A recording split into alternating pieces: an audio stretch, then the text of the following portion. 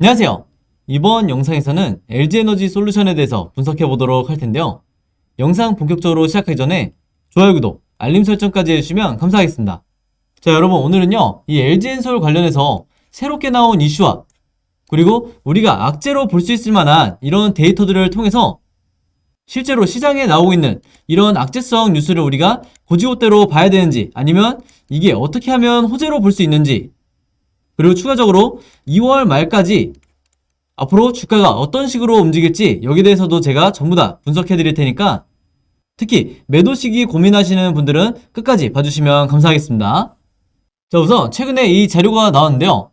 제목에서 보시는 것처럼 이 코스피 기관이 최근에 어떤 종목들을 집중적으로 순매수하고 있는지 여기에 대해서 1위부터 10위까지 나온 건데, 바로 우리의 이 LG에너지 솔루션이 이 중에서도 1위를 차지했다, 이렇게 보시면 되겠는데, 이게 왜 의미가 있냐면요, 여러분들도 아시겠지만 최근에 이 코스피 지수가 어디까지 밀렸죠? 무려 2600선까지 굉장히 단기간에 급락을 한 이후에 다시 이 국내 기관이 순매수로 전환을 하면서 지수가 반등이 나와주고 있는 이런 상황인데요. 이게 언제부터 기관이 순매수로 전환을 했냐? 바로 1월 27일이다. 근데 여러분들이 아시는 것처럼 LG엔솔이 상장한 게 바로 이 1월 27일이죠. 그래서 우리가 이 상장일에 기관이 지수를 끌어올리면서 순매수로 전환이 한 게 과연 우연인지 여기에 대해서 한 번쯤 생각해 보셔야 되는 거고요. 우연이 아니라고 하면 이 LG엔솔이 상장한 게 가장 큰 지수 반등의 이유가 될 수가 있다. 바로 그렇기 때문에 이 어마어마한 자금을 기관이 바보가 아닌 이상 집중적으로 이 LG엔솔을 매수한 이유가 당연히 현재의 주가 위치를 어느 정도 저점이라고, 아직도 높지 않다고 판단을 하고 있다는 거죠. 그래서 제가 다른 종목 분석해 드릴 때도 항상 말씀을 드리지만, 여러분들이 이 공모주를 매매하실 때요, 상장과 동시에 기관이나 연기금이 집중적으로 쉬지 않고 매수하는 이런 시기 때는 여러분들이 절대 이 매도 타이밍을 잡으실 필요가 없다. 물론 이 상장일과 그리고 그 다음날 매도를 하신 분들은 해당 사항이 없겠지만, 아직까지 홀딩하고 계신 분들은요, 최대한 길게 끌고 가지고 가야 된다, 이렇게 다시 한번 말씀을 드리겠습니다. 그리고 또 한 가지 의미가 있는 점은 뭐냐면요, 국내 기관이 순매수로 전환을 한 게 바로 이 27일이라고 말씀드렸죠. 1월 27일인데 여기에 이제 외국인까지 그동안 어마어마한 물량들을 이제 매도를 하다가 2월이 되면서 다시 순매수로 전환을 했다. 그렇기 때문에 제가 보는 관점에서는 2월 말까지는 거의 원웨이로 지수가 상승을 하고, LG엔솔의 주가도 물론 변동성이 중간중간 있겠지만 결과적으로 봤을 때 2월 말까지는 꾸준히 우상향하지 않을까, 이렇게 조심스럽게 말씀을 드리겠습니다. 자, 그리고 최근에 이 데이터가 나오면서 이 LG엔솔 주주분들 사이에서 굉장히 말이 많은데, 제가 여기에 대해서 어떤 관점으로 이 데이터를 바라보고 있는지 여기에 대해서 간단하게 분석을 해드리도록 할게요. 자, 여기 보시면 표가 굉장히 복잡해 보이지만 사실 중요한 건 바로 이거죠. 2020년과 2021년에 점유율을 나타낸 건데, 여기서 보시면 LG엔솔이 2020년에는 23.4%의 점유율을 갖고 있다가 21년도에 몇 프로로 돼 있죠? 20.3%로 돼 있죠. 한마디로 점유율이 3%가량 1년 만에 하락을 했다. 그래서 바로 이 데이터를 보면서 주주분들이 이게 어느 정도 악재로 봐야 되지 않냐, 한마디로 지금의 주가 위치가 이 가격이 고평가 아니냐, 이렇게 얘기를 하고 있는 거죠. 근데 이게 어느 정도 단순하게 생각을 해보면 일리가 있게 들려요. 왜냐면 어떤 기업의 이 글로벌 시장에서 점유율이 낮아진다는 거는 그만큼 기업 가치가 하락한다고 볼 수도 있는 거기 때문에 시장에 충분히 이 종목에 대해서 공포를 줄 수 있는, 충분히 일리가 있는 이런 얘기로 들리는데, 아니나 다를까 최근에 이런 뉴스가 나왔죠. K배터리가 세계에서 이 점유율이 하락을 했다. 그러면서 대놓고 보시는 것처럼 LG엔솔을 거론을 했는데, 제가 방금 전에 말씀드린 것처럼 23% 정도의 이 점유율을 갖고 있다가 1년 만에 20%로 점유율이 떨어졌기 때문에 저는 당연히 이런 식의 악재성 뉴스가 나올 거라고 예상을 했고요. 근데 당연히 제가 오늘 영상에서 이 부분을 언급하는 이유는 여러분들이 이제 예상을 하시겠지만, 이게 악재가 아니라 보기에 따라서 주가에 영향을 줄 수 있을 만한 이런 데이터가 아니고 오히려 호재로 봐야 되는 이런 부분도 충분히 있을 수가 있는데, 제가 여기 대해서 왜 그렇게 봐야 되는지 말씀을 드리도록 할게요. 이 표를 보시면 제가 앞에서 설명드렸던 것처럼 LG엔솔의 이 점유율이 분명히 23.4%에서 20.3%로 3%가량 하락을 했죠. 자, 근데 여기서 여러분들이 체크해야 될 게 뭐냐면 바로 이 3위 파나소닉이에요. 파나소닉 같은 경우에는 18%에서 무려 12.2%로 점유율이 6.2%나 하락을 했다.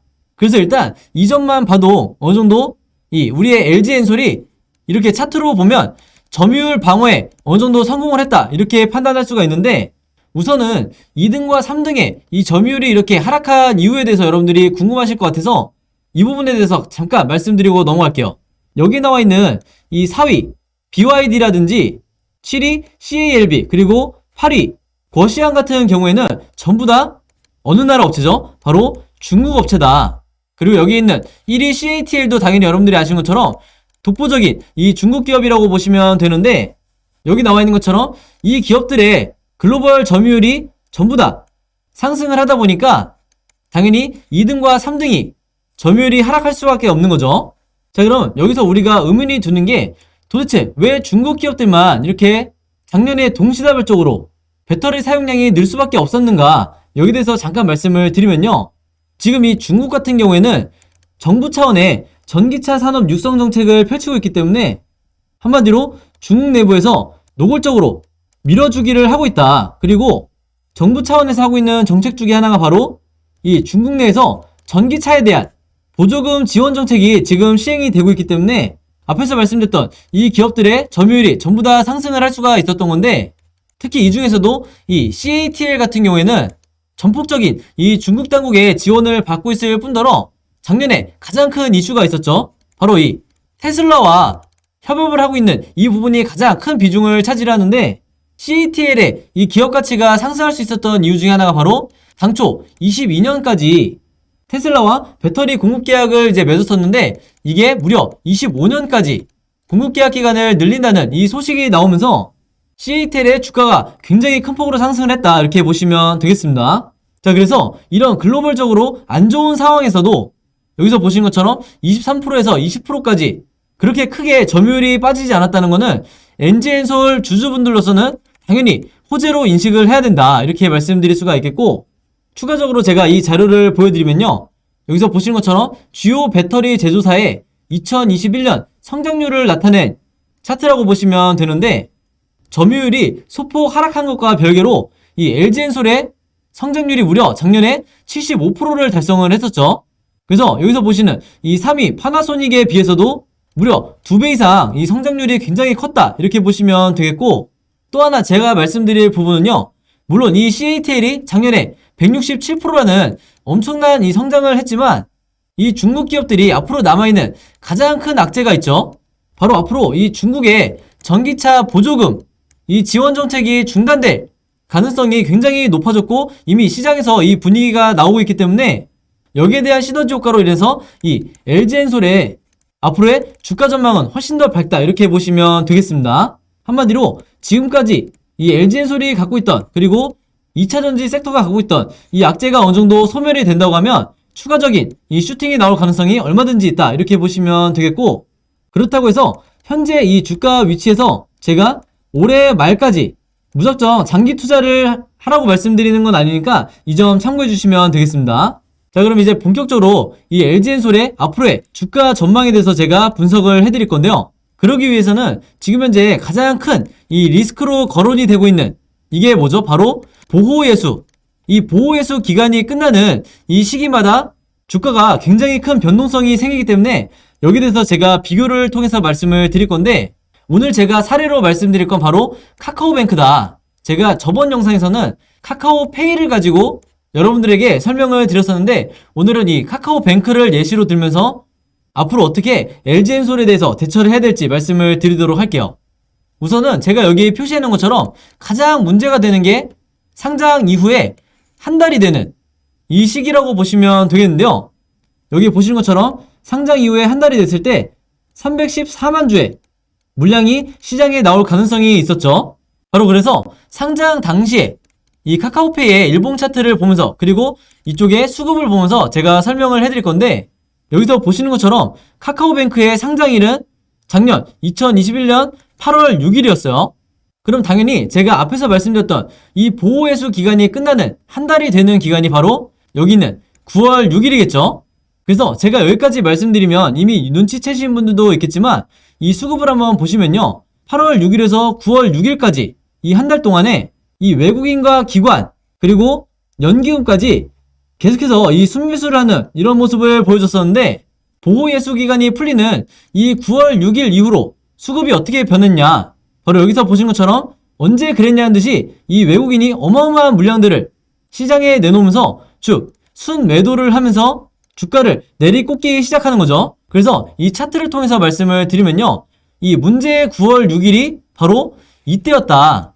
그래서 여기서부터 이 LG엔솔 주주분들도 집중을 하셔야 되는데 이때 상장 이후에 여러분들이 한 달 동안은 이런 수급을 계속해서 체크를 하시면서 외국인과 기관이 계속해서 매수를 한다 그러면 이 기간 동안에는 여러분들이 어느 정도 홀딩 전략을 취하셔도 된다 이렇게 말씀을 드리는 거고 대신에 이 보호회수 기간이 끝나는 1개월이 됐을 때 이때를 전후로 해서 주가가 굉장히 큰 폭으로 하락이 나올 가능성이 높죠.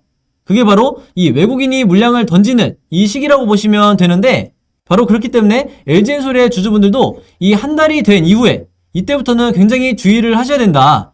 그래서 가급적 이 안에 미리 여러분들이 어느 정도 비중을 줄이는 그리고 수익을 실현해 놓으시는 이런 습관을 들이시라고 말씀을 드리는 거예요.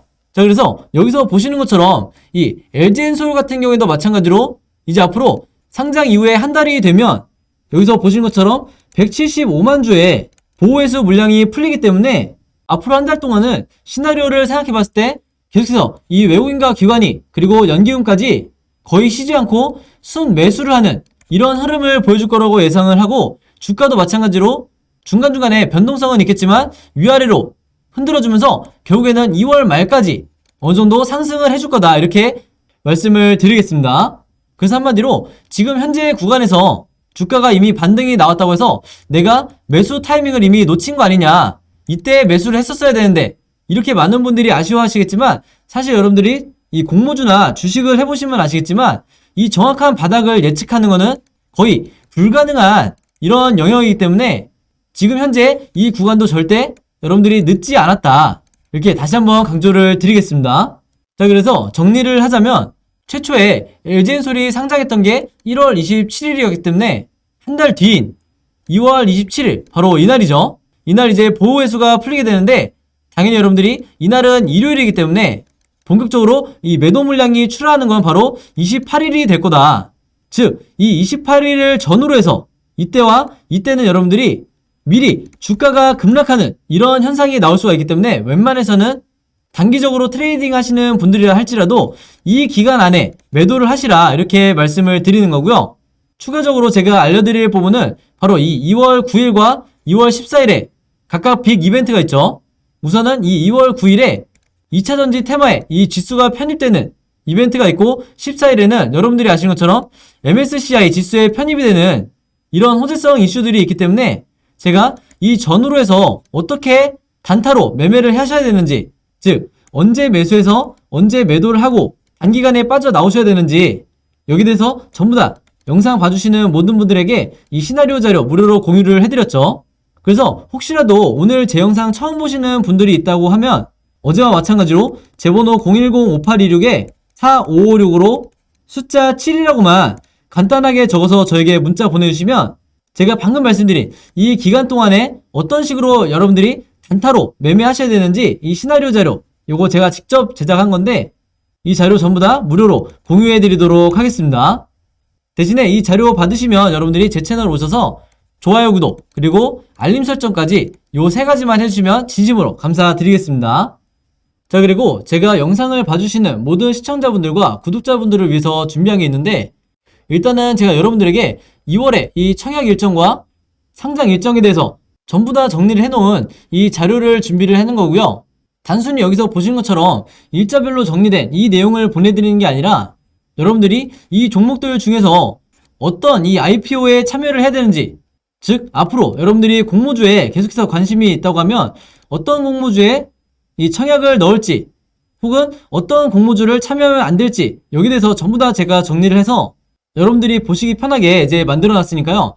이 자료 필요하신 분들도 마찬가지로 제 번호 010-5826-4556으로 자료라고만 간단하게 적어서 저에게 문자 보내주시면 앞으로 2월달에 여러분들이 공모주에 대해서 투자하시는 데 필요한 제 모든 정보를 드릴 테니까 이 자료를 참고하셔서 여러분들이 직접 매매를 해보시면 되겠습니다.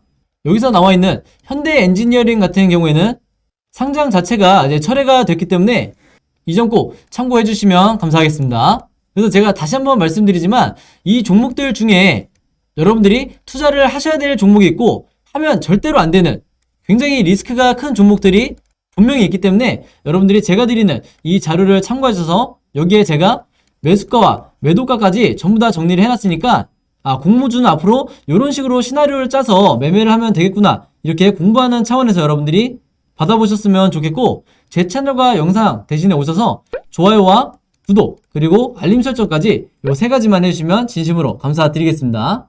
저는 다음 영상으로 뵙도록 하겠습니다. 감사합니다.